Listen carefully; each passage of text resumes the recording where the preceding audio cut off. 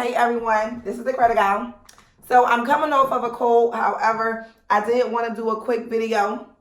Now, I do a lot of consultations, and I always get told, like, I don't really understand how to read a credit report or understanding your FICO score. So the first video I wanted to do was break down your credit report as well as the factors that goes into your actual FICO score. So I'm going to use example from Experian, not Credit Karma. So say you go on Experian, you print out your credit report, right? You print it out. The first thing it's going to show you is your personal information.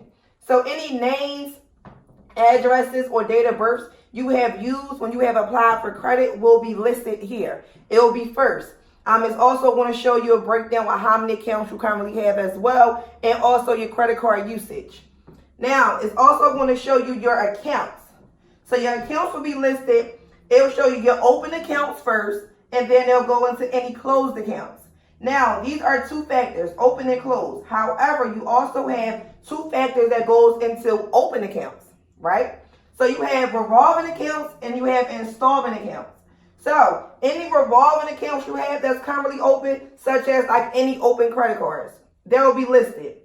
Inside the credit cards, it'll show you your current limit, your current balance, any late payments as well. However, if it's still open, it will show. Now, you also have any installment accounts. So your installment accounts is any like student loans, cars, and loans. Now, the difference between revolving and installment accounts are as follows. So revolving accounts. So say, for instance, you have a credit card for $500, right? You use the card, you spend $150 on a card. Once that bill comes and you pay that $150 back, it goes back to $500, right? So that's how it's constantly revolving. So that's your revolving account.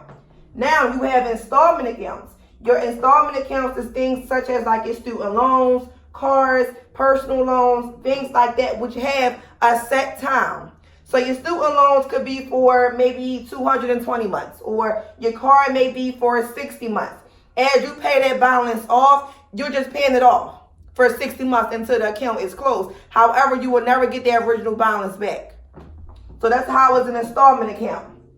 Now, you also have your closed accounts. And I get this a lot in regards to closed accounts. Like sometimes people think that every closed account have to be removed. That's not always the factor, right? So you have closed accounts. However, you have both positive and negative closed accounts. Now, your positive accounts, you don't want to remove. Say, for instance, you had a card a few years ago. You paid it off and now it's closed. It's okay for that card to still report. Why? It shows lenders that you have done good with a previous account. So you want to keep that open. Keep that on your credit report. Now, the closed negative accounts are the things you want to remove. There will be things such as charge-off accounts, which would be credit cards. That's closed.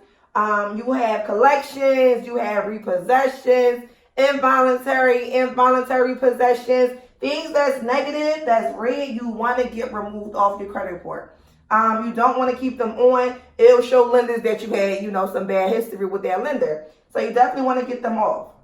Now, lastly, it's going to show you your hard inquiries.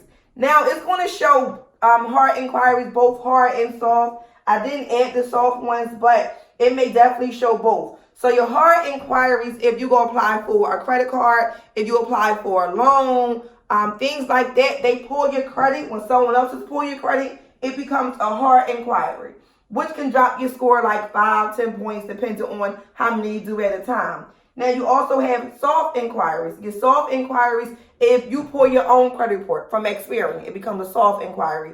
If the insurance company pulls it, it becomes a soft inquiry, which means it doesn't affect your actual credit score, but it will most likely be listed as well.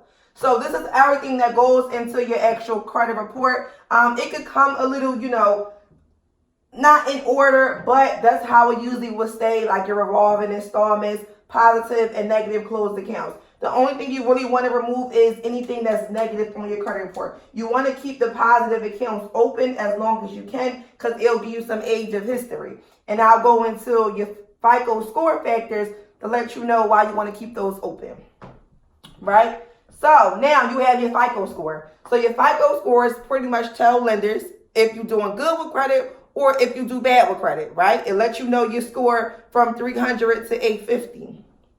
So you have two major factors that go into your FICO score, which is your payment history and your credit card usage.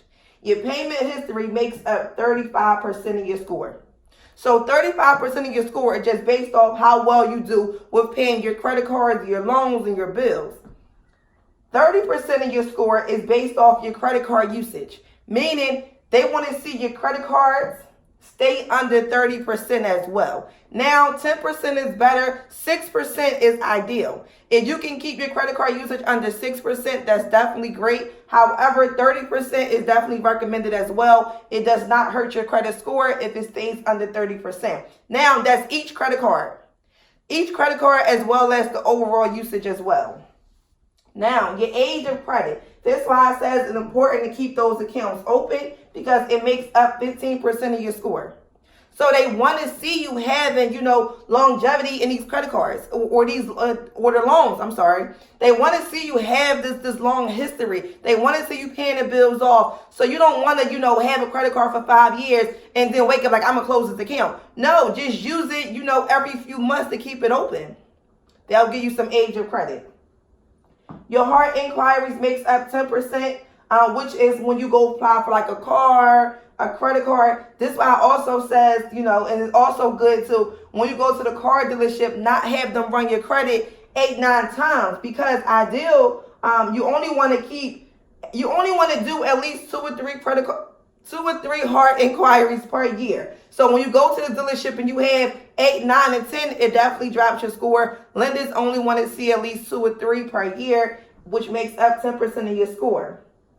Now, your credit mixture. Your credit mixture is your revolving and installment accounts. They want to see you having both. So if you only have student loans, get you a credit card. If you only have credit cards, get you a personal loan.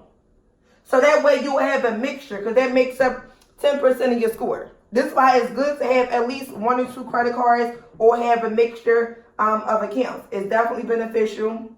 Now, I went through it kind of fast. However, if you have any questions, definitely shoot me a DM or write under the post. But this is everything that breaks up your actual credit report as well as your FICO score. Keep this in mind, especially your payment history and credit card usage, because it can do damage to your credit score.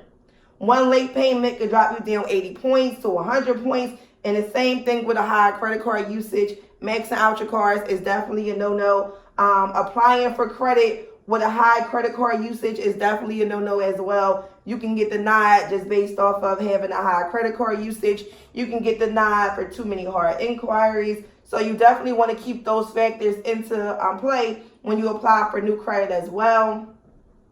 But it breaks down everything. I hope this helps. If not, definitely shoot me a DM. But it's how you understand your credit report. Have a good day.